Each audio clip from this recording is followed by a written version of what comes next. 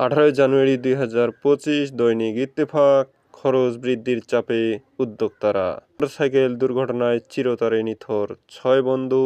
Motorcycle দুর্ঘটনা বাড়ছে যে কারণে। দৈনিক সমকাল। ক্যাপাসিটি চার্জের ঘানি টানতে হবে 2 যুগ। লুটের অস্ত্র আন্ডারওয়ার্ল্ডে। বাংলাদেশ প্রতিদিন। বিএনপির ভাবনায় শুধুই ভোট। আওয়ামী লীগের ভোটার টার্গেট জামাতের। কালবেলা ঘরে বাইরে ভোটের চাপ। ডেঙ্গুর সমাধান টিকাতেই। কালের কণ্ঠ।